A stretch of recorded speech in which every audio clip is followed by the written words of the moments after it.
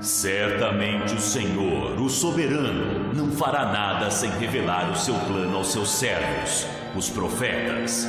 O leão rugiu, quem não temerá? O Senhor Deus falou, quem não profetizará? O rugir do leão.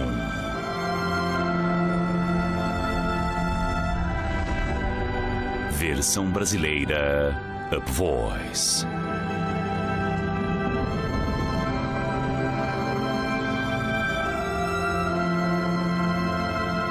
Deixe-me convidá-lo para uma jornada de revelação que acredito pode mudar sua vida, sua igreja e seu destino para sempre. Esta jornada profética começou para mim como uma visão que tive várias vezes. Cada vez que eu tinha esta visão, ela terminava da mesma forma. Suas palavras finais, termine a reforma, ficaram gravadas em minha mente. Levei 20 anos para conseguir interpretar isto. Mas quando chegou, foi como um rugido. Quando o leão ruge, ele está declarando soberania sobre o seu território. Ele está chamando suas leoas para perto dele. Ele está avisando para os intrusos que seu território não será compartilhado. Ele sabe que o banquete está por vir. Eu ouvi o rugido, e era o rugido do Senhor. Ele é o leão. Ele é o leão da tribo de Judá. Ele está declarando seu domínio sobre o território. Ele está chamando sua igreja para o seu propósito do fim dos tempos. Ele está vendo sua vitória final e a glória que se seguirá depois.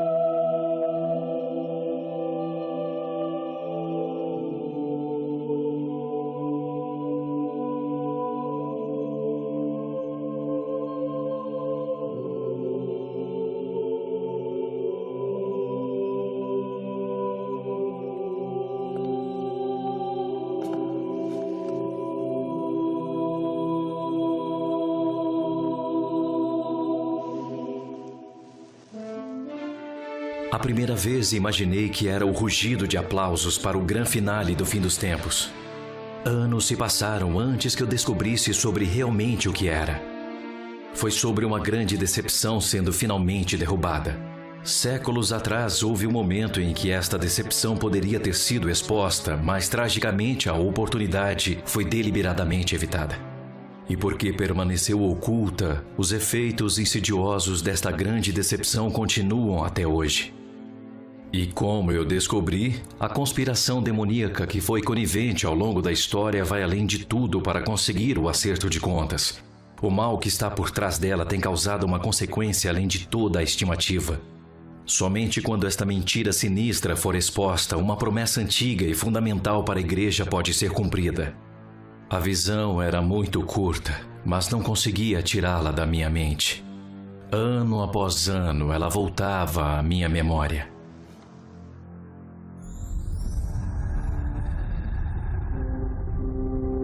Vi um edifício impressionante com uma imponente entrada em estilo grego com pilares e escadas e um pátio pavimentado na frente dele. As pessoas estavam entrando e saindo dela vestidas com roupas medievais. A imagem em seguida passou para dentro do prédio, onde acontecia uma reunião como nos dias de hoje. Imaginei que era uma conferência internacional, pois muitas pessoas estavam usando fones de ouvido. E sempre a visão terminava com as mesmas palavras: termine a reforma.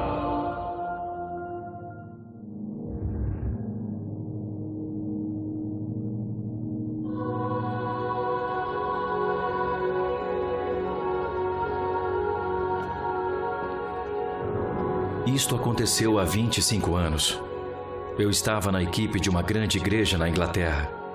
Foi durante a onda carismática no fim dos anos 80, quando visões não eram tão incomuns. Mas ninguém podia interpretar a minha. Finalmente pedi a Deus para que me explicasse isso ou parasse, até que parou. No entanto, a questão permanecia: o que faria com este enigma de termine a reforma? Então, alguns anos mais tarde, visitava a antiga cidade de Genebra, na Suíça, quando o Senhor me pegou inesperadamente. No século XV, João Calvino reformou a cidade em apenas uma geração. Antes era conhecida como a cidade mais suja de toda a Europa, onde a dança nua nas ruas era um passatempo favorito. Depois ela passou a ser chamada de o melhor exemplo da cidade de Deus desde o tempo dos apóstolos.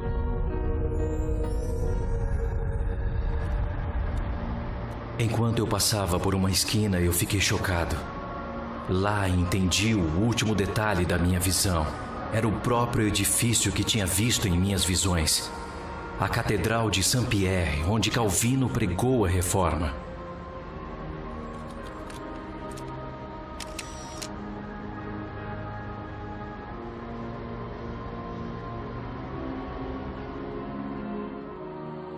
Depois do choque, sabia que tinha uma tarefa. Adicionar alguma coisa na reforma parecia fantasioso, mas era algo que tinha que conseguir.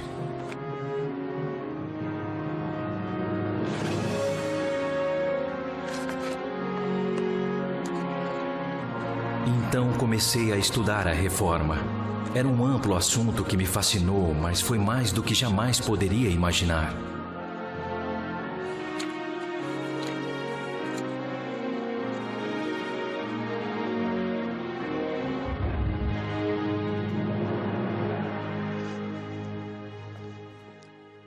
No entanto, uma coisa se destacou. Foi assim que o Evangelho recém-recuperado trouxe a salvação para as massas. Não apenas espiritualmente, mas também fisicamente. A vida era cruel na Europa medieval. E no topo de tudo, a Igreja Católica acrescentou novas sobrecargas. O medo de espíritos malignos, purgatório e condenação eterna prevaleceu. As pessoas estavam clamando: como nós podemos estar bem com Deus? Com certeza existe uma maneira melhor de viver. Qual o melhor jeito de cuidar das famílias? Como cuidar dos pobres?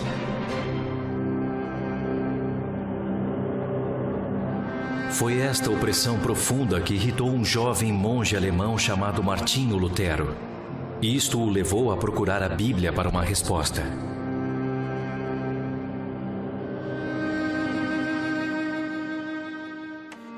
O alívio veio no ano de 1513, quando ele entendeu o significado de uma justiça que vem do início ao fim pela fé.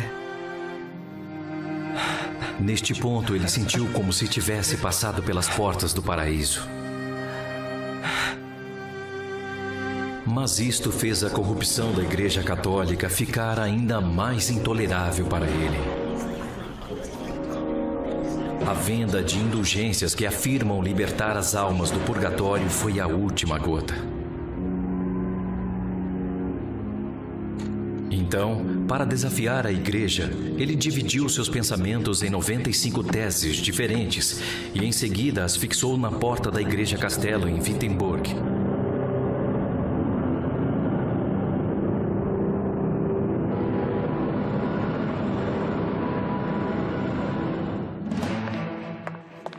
Seu objetivo era apenas abrir um debate. No entanto, a notícia de suas teses se espalharam como fogo. Ele começou a escrever mais e a sua mensagem se tornou viral. Graças à imprensa recentemente inventada, seus escritos foram circulando rapidamente.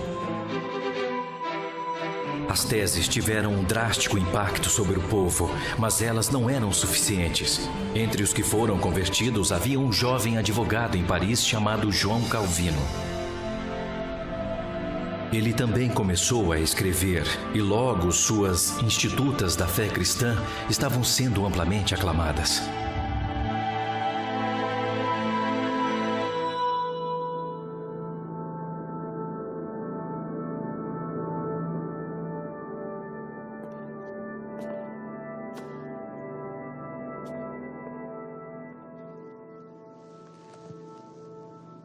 Em 1536, o que só pode ser descrito como uma coincidência de Deus, as viagens de Calvino foram desviadas por Genebra.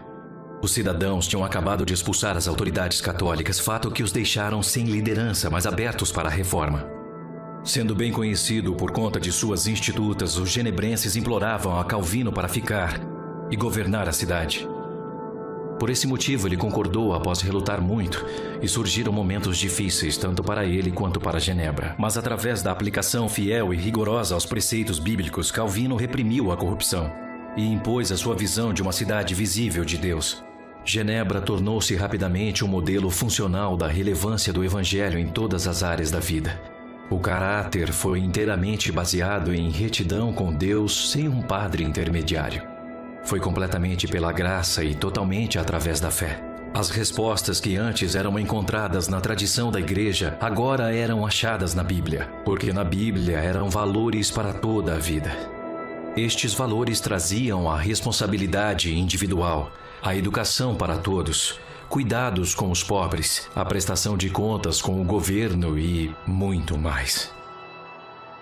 Para aqueles que conheceram a antiga Genebra, sua transformação foi drástica. Sua influência logo se espalhou, já que ficava no meio de rotas comerciais que funcionavam tanto norte-sul quanto leste-oeste. Então, esta pequena cidade-estado, construída sobre os princípios bíblicos, tornou-se um modelo que poderia funcionar para toda a nação.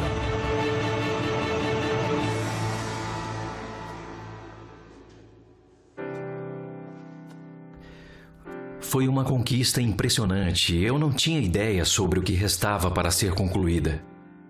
Muitas coisas foram manifestamente incompletas. Mas isto não foi surpresa, já que não havia tanta coisa para fazer e tão poucos reformadores para realizar. Desde então, no entanto, muitas lacunas foram preenchidas, e de algum modo isso me deixou com mais perguntas. O que Deus realmente quis dizer com a frase "termine a reforma"? Então, um dia me deparei com uma história que me fez ligar alguns pontos. Genebra tornou-se uma cidade de abrigo para os refugiados da Reforma Protestante. Como resultado, sua população dobrou de 10 para 20 mil. Contudo, em contraste total, um outro grupo de pessoas foi excluído. Eles eram os judeus que foram proibidos de viver em Genebra. Muito antes da reforma, o antissemitismo tinha sido espalhado em toda a Europa. Todo mundo considerava os judeus como um povo amaldiçoado e Genebra não foi exceção. Em 1490, eles foram finalmente expulsos de viverem na cidade e ainda tinham que pagar pedágio para entrarem lá. A situação só foi revertida quase 300 anos depois. A expulsão deles ocorreu de forma trágica 50 anos antes da chegada de Calvino em Genebra e só foi revertida 200 anos depois de sua morte. Apesar da reforma de Calvino, a exclusão deles aconteceu supostamente para refletir os princípios bíblicos em todos os setores da vida.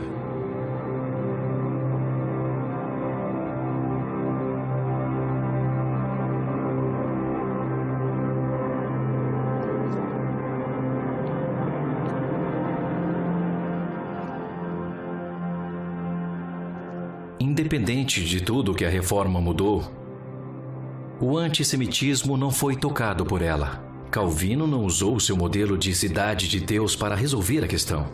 A mensagem dele parecia dizer que qualquer coisa que o evangelho recém-recuperado estivesse mudando não alterava a visão que sempre tivemos do povo judeu. A grande questão foi por quê? Na verdade, Calvino não tinha coragem? Ou apenas não era a prioridade dele? Ou poderia ser uma grande escolha intencional? Tive que descobrir sobre a atitude dele para com os judeus. Mas para chegar ao fundo da questão, decidi começar com Lutero. Logo descobri que seu pensamento final sobre o antissemitismo não era seu pensamento inicial. Primeiro, ele havia tentado lidar duramente com isto. Ele estava revoltado com a demonização dos judeus na igreja. Então ele censurou isso, dizendo: eles estão lidando com os judeus como se fossem cães e não seres humanos. Eles os amaldiçoaram e apreenderam a riqueza deles. Gostaria de pedir a todos para lidarem gentilmente com os judeus e que os instruíssem nas Escrituras. No caso de esperarmos que eles venham até nós, poderíamos recebê-los com bondade e também deixá-los viver em completa harmonia conosco. Mas e se alguns permanecerem obstinados, o que faremos? O Vaticano o chamou de meio judeu por isso. Lutero jogou o jogo deles e respondeu: Eles, os judeus, são irmãos de sangue do nosso Senhor. Se fosse conveniente se vangloriar da carne e do sangue, os judeus pertencem a Cristo mais do que nós.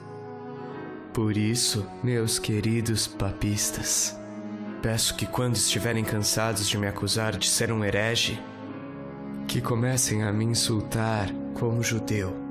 No entanto, os judeus não se converteram como Lutero esperava. Ele ficou indignado. Ele virou-se amargamente contra eles e os amaldiçoou. Queimem suas sinagogas e escolas. O que não irá queimar, enterrem. Que nem pedra nem lixo permaneçam. Do mesmo modo, invadam e destruam suas casas. Tirem seus livros de orações e seus talmudes, porque neles não há nada mais do que impiedade, mentiras, maldições e palavrões. Proíbam que seus rabinos ensinem, sob pena de morte ou lesões graves.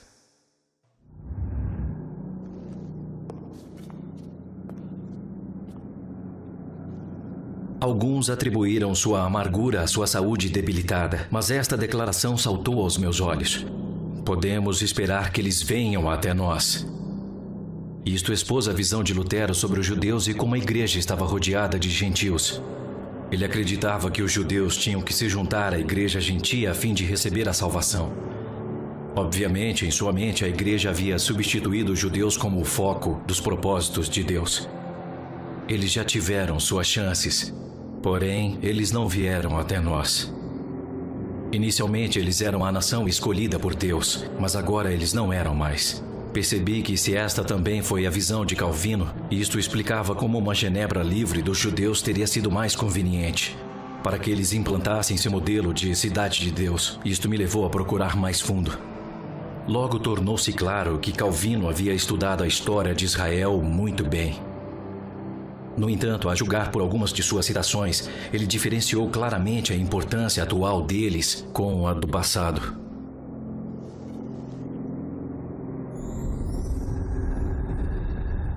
Quando mais educado, ele escreveu: Eu tive várias conversas com muitos judeus. Eu nunca vi uma gota de piedade, nunca vi um grão de verdade ou ingenuidade. Não, nunca encontrei o senso comum em nenhum judeu. Quando menos educado, ele escreveu que os judeus... Obstinação, podre, inflexível, que faz com que eles mereçam serem oprimidos interminavelmente, sem medida nem fim. Que eles morram na miséria deles, sem a piedade de ninguém.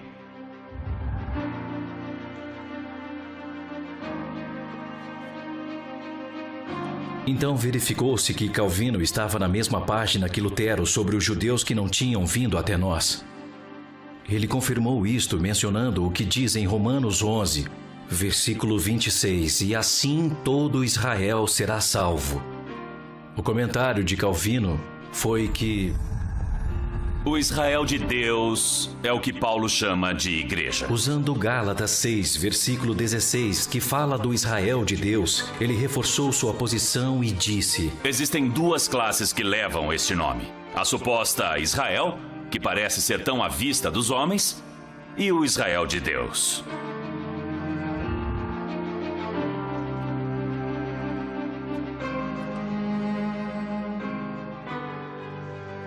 Para Calvino, era uma pretensão que os judeus ainda eram a nação escolhida por Deus.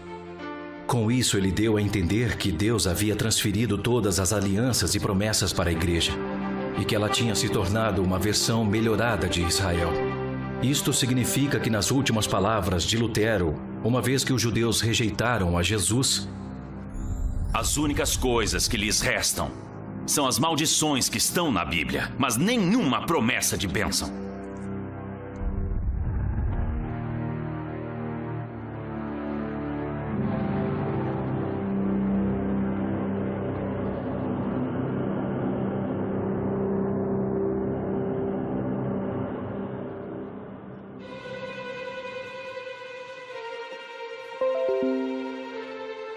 Tudo apontava em uma direção. A mensagem que a igreja tinha substituído Israel foi costurada do evangelho recém-descoberto. Como os judeus eram vistos como um povo amaldiçoado e a vida das pessoas havia mudado radicalmente, ninguém contestou isso. Então, uma vez que isso foi passando de uma geração da igreja para outra, a mensagem se tornou cada vez mais estabelecida como a verdade. No entanto, isto não era de modo algum uma garantia da verdade. Lutero e Calvino poderiam estar enganados. Poderia, então, a reforma estar incompleta? E se for assim, onde foi que tudo começou? Era como achar um vazamento no subsolo, sabia que teria que chegar à sua fonte. Quanto mais cavei, percebi que estava enterrada no fundo da história. Finalmente foi revelado que a mesma posição havia sido tomada 1000 anos antes.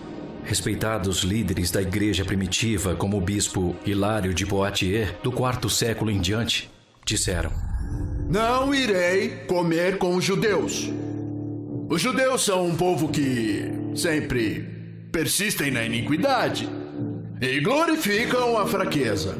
Jerônimo, que foi um produtivo autor e um sacerdote poderoso, mais tarde reconhecido como santo, escreveu que nunca poderia haver expiação para os judeus, pois Deus sempre os odiou.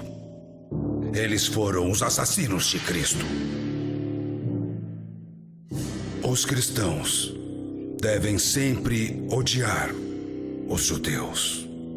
Bispo João Crisóstomo, que era verdadeiramente muito respeitado como um teólogo, publicou 8 sermões expressando seu intenso ódio contra os judeus, dizendo: Porque Deus odeia os judeus, e é dever dos cristãos odiá-los também. A sinagoga é pior do que um bordel. É um covil de patifes e é uma fábrica de animais selvagens.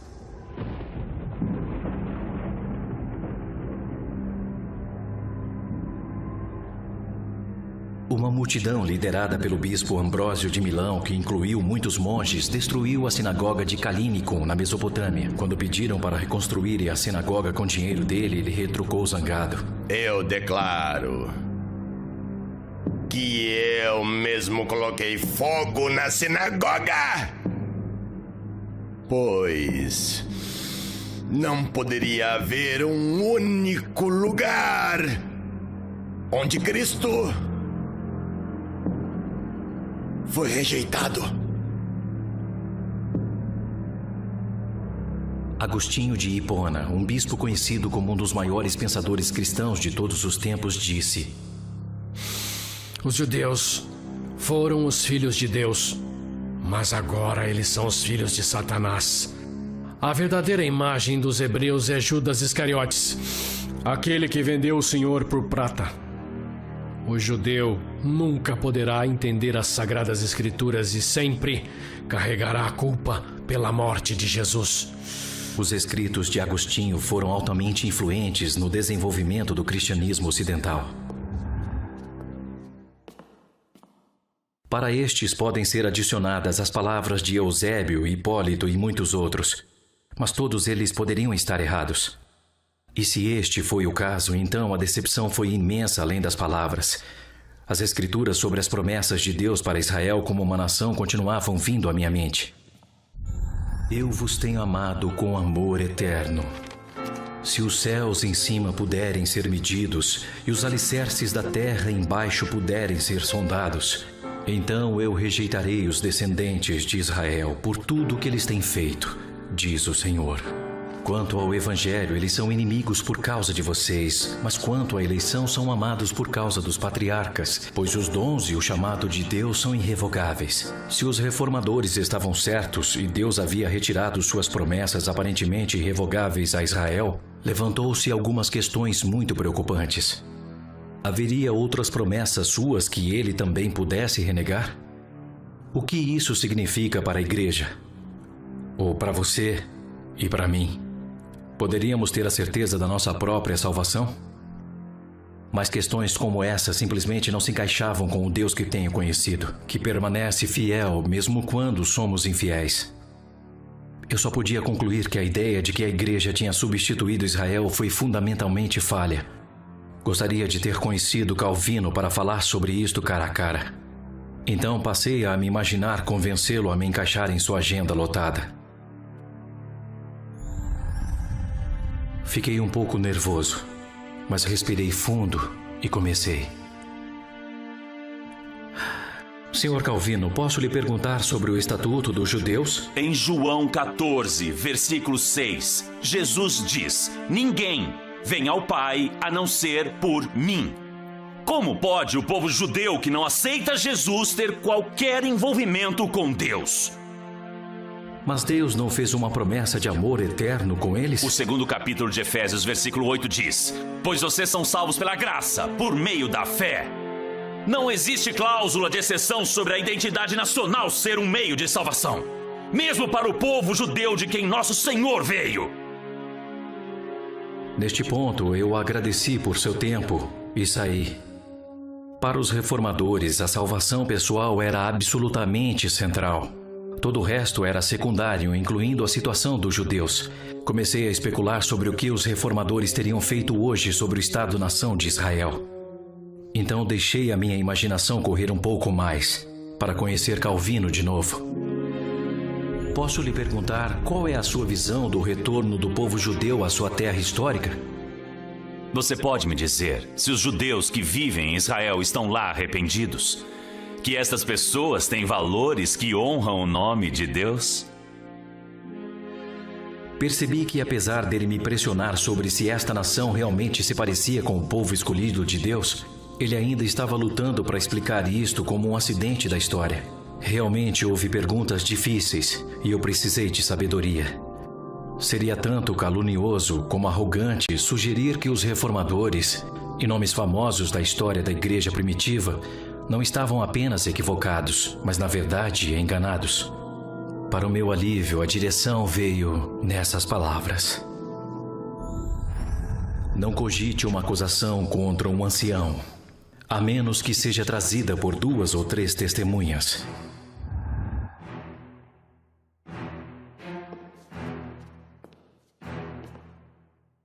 Percebi que poderia convocar 3 testemunhas: a cidade de Genebra, o povo judeu e a igreja protestante. Assim como uma árvore é julgada pelos seus frutos, cada testemunha poderia falar sobre a reforma. Então, me imagine entrando no tribunal e convocando a primeira testemunha, a cidade de Genebra. Para a cidade de Genebra, conhecida como a cidade da reforma, eu pergunto: o que aconteceu com você depois da reforma?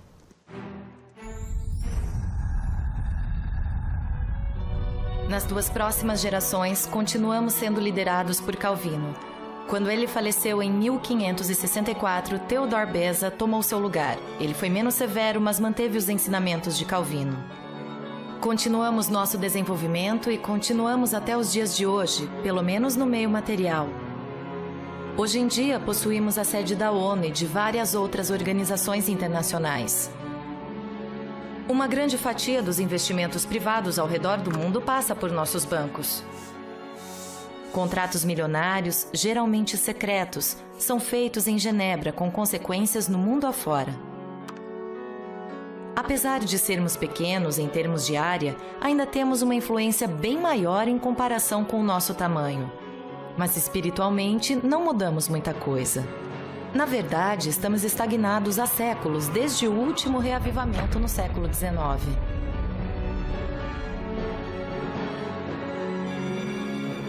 Voltando ao século XVIII, quando Voltaire desembarcou aqui, ele disse: procurei um pastor que acreditasse em Deus, mas não encontrei um sequer.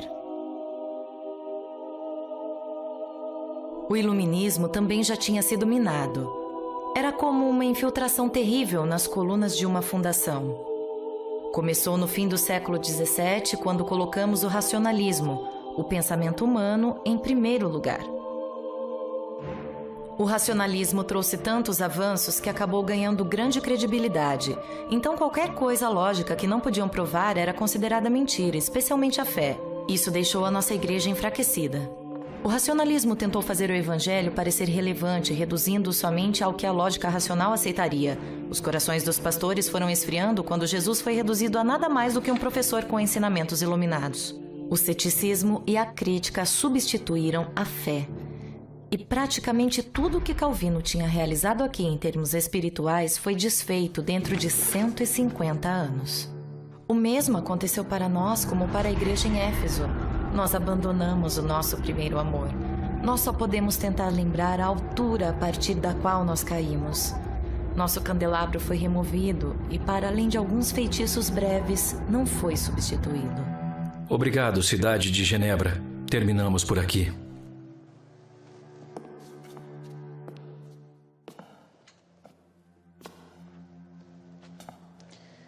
Convoco agora a segunda testemunha, o povo judeu. Ao povo judeu eu pergunto: o que aconteceu com você após a reforma?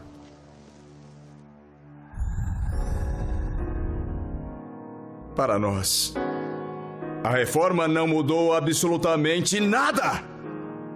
A cruel perseguição que sofríamos continuou sendo realizada. Não mudou nada. Você sabe muito bem do que eu estou falando. Deixe-me apenas dizer alguns nomes, como Kristallnacht, Auschwitz, Dachau, Ravensbrück. Como poderiam tais atrocidades serem feitas a nós apenas por causa da nossa identidade? Como Hitler poderia alegar que em perseguir o nosso povo, ele estava simplesmente fazendo o que a igreja tinha feito por 1.600 longos anos? Eu poderia dizer mais coisas, mas será que eu realmente preciso falar mais?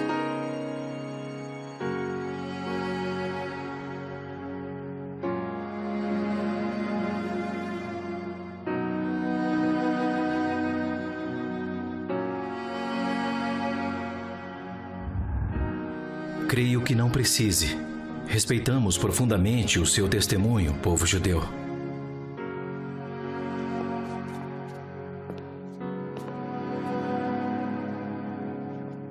Por favor, eu convoco a terceira testemunha, a Igreja Protestante. Eu pergunto: o que aconteceu com você após a reforma? Foi a reforma que nos criou. Foi ela que disseminou o nosso evangelho e alcançou milhões de pessoas. Mas, infelizmente, fomos divididos desde o início. Nossos fundadores, os reformadores, discordaram desde o início. Hoje estamos fragmentados em milhares de diferentes denominações. Hoje somos apenas minoria por aqui. E nós dificilmente podemos dizer que somos o sal e a luz do mundo. Mesmo onde a fé é verdadeira, é geralmente pessoal e privado. Assim como colocamos e tiramos uma peça de roupa, é desse jeito que expressamos a nossa fé, indo à igreja somente aos domingos. Alguém disse que a igreja está dormindo, enquanto Deus está chorando. Isso pode muito bem explicar por que enfrentamos tão pouca perseguição no Ocidente. Porque um tigre adormecido é muito menos perigoso que um tigre ferido. Muitos de nós temos uma religião, em vez de um relacionamento com Deus. Nós toleramos todos os tipos de injustiça. Nós coamos mosquitos, mas engolimos camelos. Deveríamos estar rugindo como um leão, mas a verdade é que estamos apenas fazendo um zumbido. Obrigado, Igreja Protestante, por sua honestidade. A prova era inegável.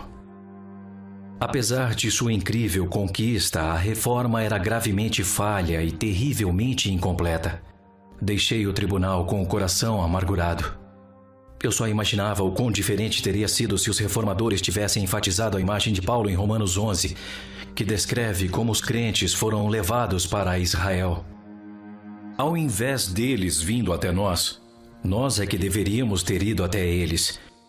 Isso certamente estaria de acordo com os propósitos de Deus para Israel.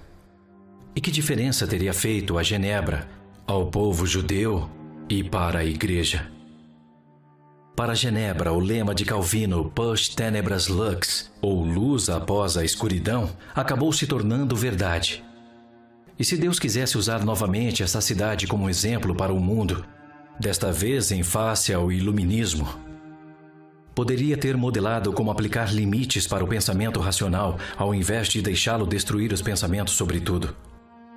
150 anos de submissão aos propósitos de Deus para os judeus teriam sido um ótimo treinamento para isso. Porque em Isaías 55, versículo 8, Deus diz: "Pois os meus pensamentos não são seus pensamentos, nem os seus caminhos são os meus caminhos." Se Genebra dobrasse seus joelhos aos ensinamentos de Deus sobre o povo judeu e continuasse a persistir nisso, a sua igreja poderia ter resistido ao iluminismo.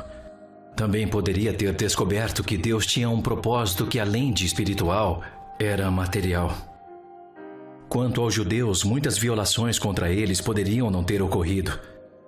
Eles poderiam ter sido menos preconceituosos contra o cristianismo e mais abertos para o evangelho. A nação de Israel poderia também estar sob menos pressão hoje, se a igreja tivesse entendido o seu significado.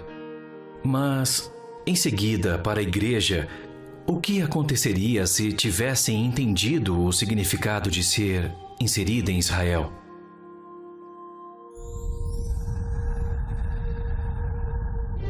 No pátio da Catedral de Saint-Pierre, onde Calvino pregou a Reforma, existe uma estátua moderna do profeta Jeremias. Curiosamente, o seu rosto se apartou do edifício, como se ele não pudesse suportar olhar para ele. Eu quis saber como a palavra de Deus, por meio dele, pode se aplicar à igreja de hoje. Devido ao povo de Deus estar enganado, ele profetizou: "Eles se cansam em pecar, de opressão em opressão, de engano em engano. Eles se recusam a reconhecer-me, diz o Senhor." Quando ele viu 2 cestos de figos, Deus perguntou a ele o que ele via, e ele respondeu: "Os bons são muito bons, mas os ruins são tão ruins que mal podem ser aproveitados."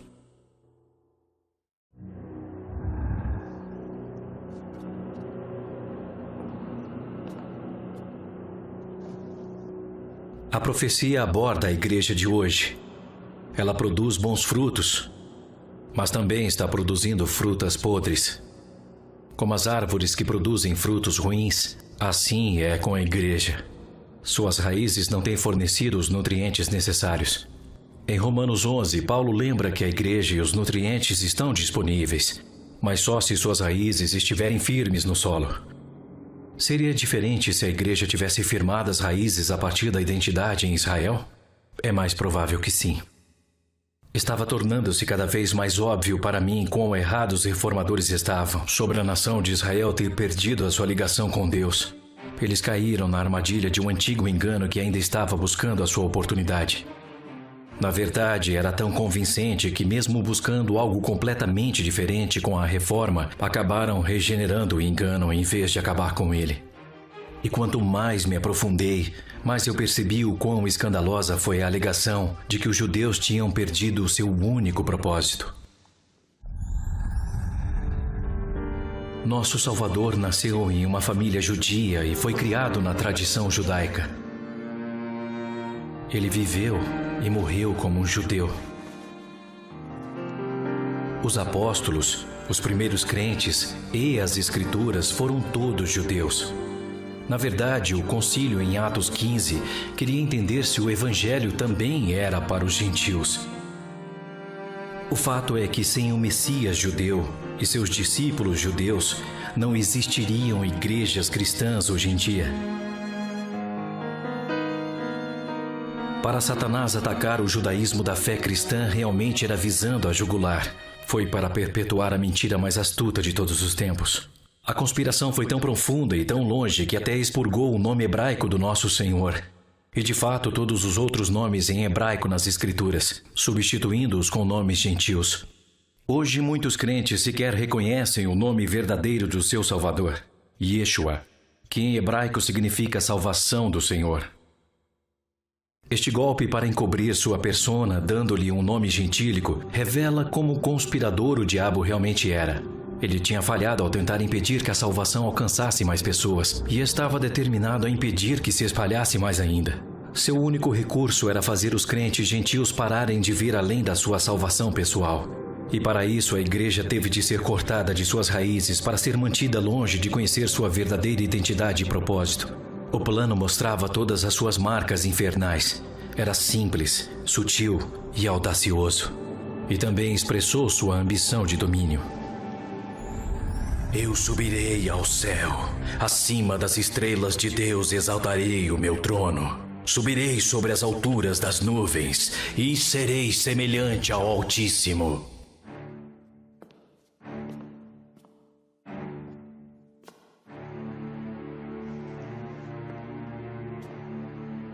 O plano do diabo também foi projetado para ferir a nação que Deus havia criado, e isso o irritava. Isso é claramente demonstrado quando ele sussurra para a igreja: Deus realmente disse que Israel ainda é significativa? A inferência era que se a salvação era pessoal e exclusivamente através de Yeshua, isso era a única coisa que importava. Ao deslocar Israel, a igreja foi elevada. Acreditaram nessa mentira e perderam de vista a sua verdadeira identidade e herança. O poder inicial diminuiu e a igreja ia em direção à religiosidade. Ele tinha o controle sobre o evangelho enfraquecido e degenerou seu fruto.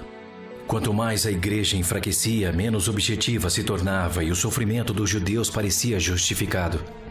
Até o momento da reforma, essa mentira estava tão enraizada que não foi vista no radar. Enquanto a mentira se entranhava no evangelho reformado, o diabo ganhou um novo fôlego de vida.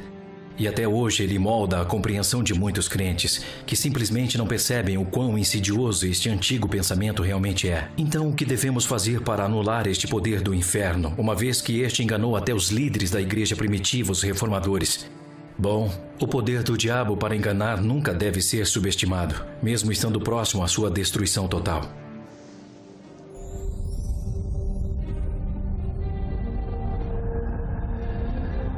Satanás será solto da sua prisão e sairá para enganar as nações que estão nos 4 cantos da terra.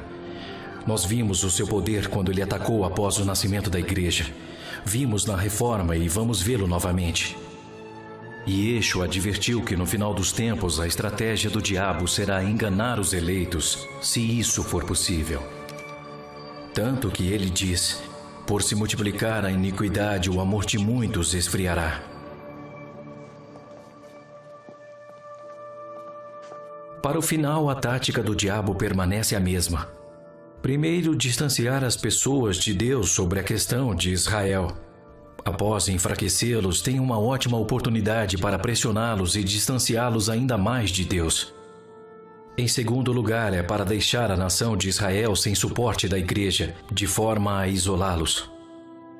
Em terceiro lugar, e talvez mais importante, é limitar o testemunho da igreja não só na terra, mas também no reino celestial. Porque o desejo de Deus é que, através da igreja, a multiforme sabedoria de Deus seja conhecida dos principados e potestades nos céus, segundo o eterno propósito que fez Cristo Jesus, nosso Senhor.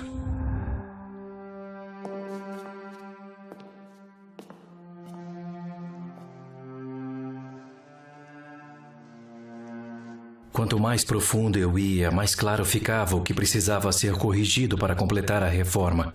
Mas eu ainda não tinha ideia do que isso significava na prática. Então o Senhor me deu a imagem de uma trepadeira que cresceu fora de controle numa parede de tijolos. Ela estava completamente enraizada na alvenaria, tomando toda a parede. Livrar-se da praga, arrancando ramo por ramo, levaria uma eternidade. A única solução era cortar a sua raiz com um machado afiado. Naquele momento eu entendi. Isso é exatamente o que tem que acontecer com o antigo engano. Se tentarmos apanhar cada pergunta difícil sobre o significado de Israel, estaremos parados na mentira para sempre. O machado tem que ir à raiz da mentira.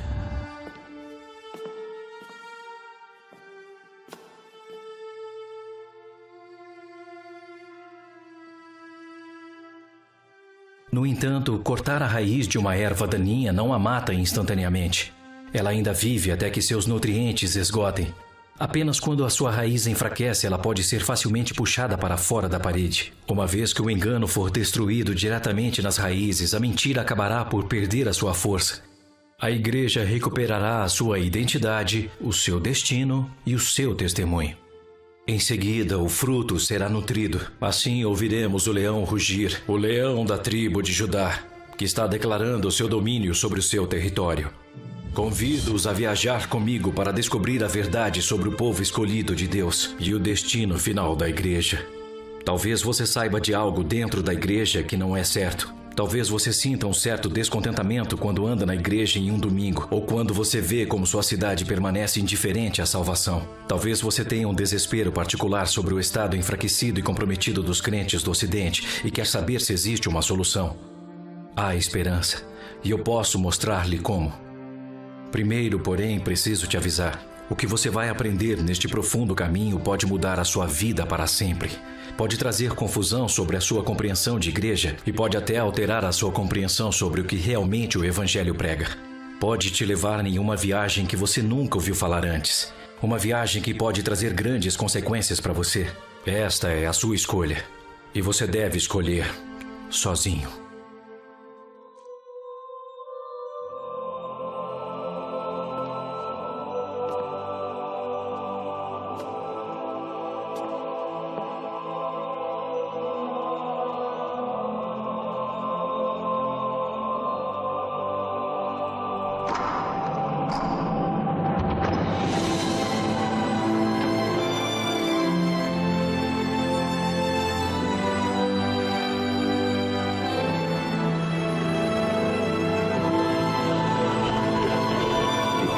O incêndio por causas naturais causou uma grande destruição. A bolha imobiliária está afetando todo o país. O número de moradores de rua cresceu mais a cada ano. Nas manifestações, 3 crianças acabaram sendo atingidas. Pessoas sobrevivem morando no lixão. A polícia suspeita de um homem.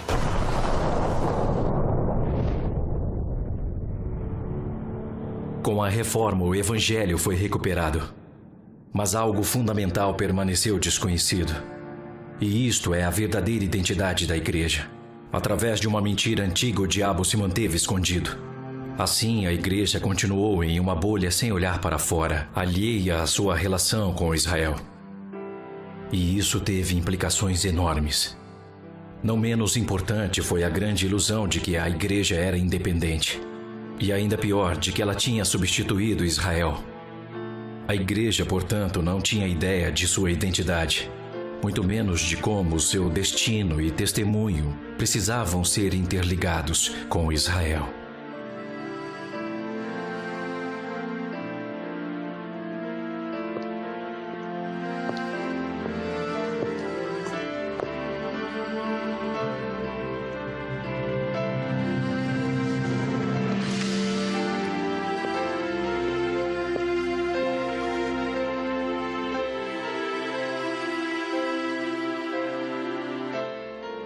É por isso que, após a primeira parte da reforma ter perdido as forças, nosso testemunho ficou enfraquecido. E por isso que hoje, em vez de rugindo como leão, a igreja aparece e soa como leão que perdeu suas garras e cordas vocais. Assim, a reforma precisa ser concluída. Para que isso aconteça, um trabalho crucial ainda precisa ser feito. Os enganos dos antepassados têm de ser arrancados e jogados fora. As suas consequências têm de ser destruídas e derrubadas. Então, se a igreja deseja recuperar a sua identidade verdadeira, é necessário que se construa novamente. Para que isso aconteça, há 3 coisas que precisamos compreender. Em primeiro lugar, precisamos saber por que a igreja não pôde substituir Israel nos propósitos de Deus. Em segundo lugar, precisamos ver como a nação física de Israel e o corpo espiritual da igreja estão interligados nos propósitos de Deus. Em terceiro lugar, e mais importante, precisamos ter aprendido como ambos importam igualmente a Deus. Para isto, nós vamos seguir os passos de Lutero. Começaremos levantando algumas teses sobre a razão de a igreja não ser o que deveria ser hoje. E então vamos construir e reformar a partir daí. Felizmente, não precisaremos de 95 teses como Lutero. Precisaremos de apenas 5.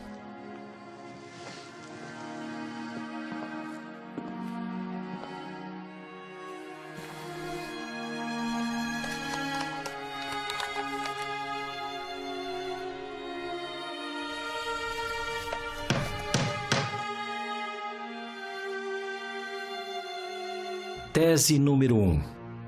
É uma mentira que a Igreja substituiu Israel nos propósitos de Deus.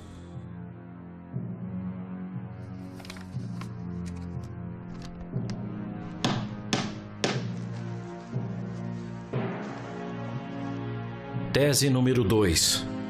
O fracasso para expor essa mentira de tantos anos distorceu o evangelho da reforma.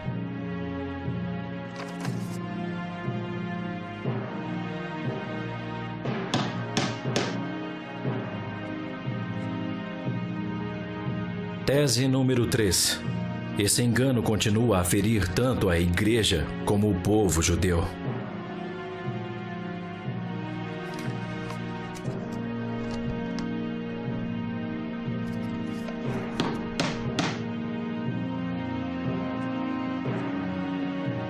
Tese número 4.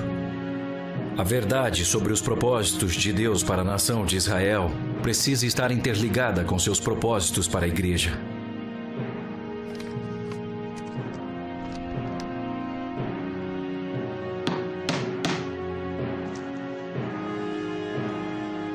Tese número 5. A aceitação generalizada da verdade terá muitas consequências, tanto para a Igreja quanto para a salvação de toda Israel.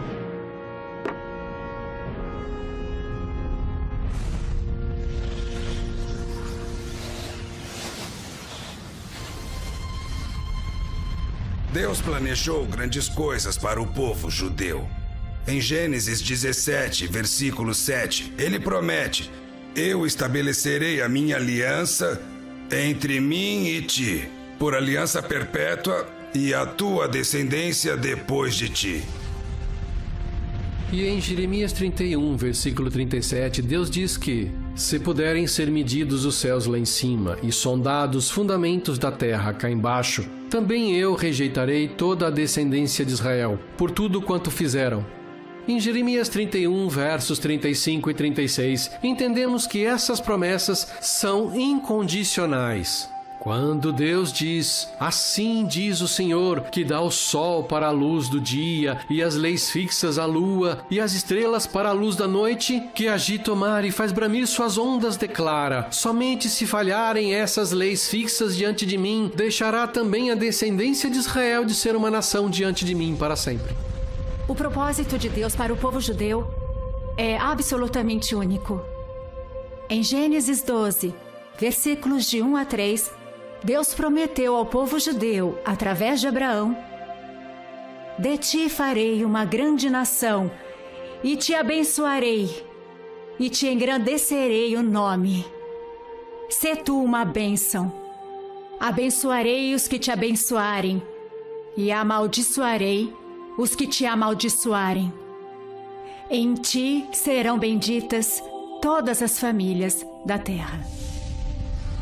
A intenção de Deus é que Israel irá refletir sua luz em um mundo escuro, a tal ponto que as nações dos gentios vão implorar por salvação em vez de escuridão. Em Isaías 49, versículo 6, Deus promete: também te dei como luz para os gentios, para seres a minha salvação até a extremidade da terra. Israel foi criada para trabalhar da mesma forma que acabamos com a escuridão em um quarto. Nós não empurramos a escuridão, nós simplesmente acendemos a luz. Israel é para ser o sistema de iluminação de todo o mundo, e Deus é para ser sua fonte de alimentação. O testemunho de Israel cada vez mais irá impactar as nações, reluzindo a luz do amor de Deus para a escuridão de um mundo perdido. Virar as costas para Israel é virar as costas para Deus. Os tempos mudam, mas a estratégia do diabo, não. Sua estratégia é a mesma que com Eva no jardim do Éden. Assim como ele se aproveitou dos eventos da igreja primitiva durante a história e depois da reforma, ele tenta se aproveitar ainda hoje com a mesma mentira. Será que Deus realmente disse que Israel ainda é significativa? Lutero batalhou para tentar descobrir como ser uma pessoa correta perante Deus, o que certamente mexeu com o coração das pessoas. Mas se Lutero tivesse enfatizado o que realmente é a salvação, que é a verdadeira justiça de Deus, a história da igreja poderia ter sido muito diferente. E Yeshua nunca disse para nós procurarmos primeiro a nossa própria salvação pessoal. De fato, o termo salvação pessoal não é encontrado em nenhum lugar das Escrituras. Claro que as pessoas precisam estar em comunhão com Deus. Mas não é o nosso reino que é o centro da salvação, é o dele. Ele está no centro, não nós. Por isso, é seu reino e sua justiça que devem estar em primeiro lugar na nossa busca. Qualquer outra coisa nos leva a uma distorção do Evangelho. História é história. Nosso desafio hoje é como faremos isso. Que medidas tomaremos para estourar a bolha de ilusão em que a igreja se encontra? Até onde vamos buscar a grandeza dos propósitos de Deus? Temos que atacar diretamente para que o diabo não consiga perpetuar suas mesmas mentiras. Portanto, podemos escolher deixá-lo continuar propagando suas mentiras ou aplicar estas palavras de Provérbios: os justos são tão corajosos quanto um leão. Nossa declaração à grandeza de Deus e aos seus propósitos de salvação nos levarão ao leão de Judá. Ele virá como um leão que ruge. Ele irá declarar o seu domínio sobre o seu território. Ele então cumprirá a profecia de Oséias. Como posso desistir de você, Efraim? Como posso te entregar, Israel? Eles irão seguir o Senhor. Ele rugirá como um leão. Quando ele ruge, seus filhos tremendo virão do ocidente. Eles tremendo virão como aves do Egito, como pombas da Síria. Os farei habitar em suas casas, declara o Senhor. A questão é: você vai pegar a chave e usá-la você mesmo?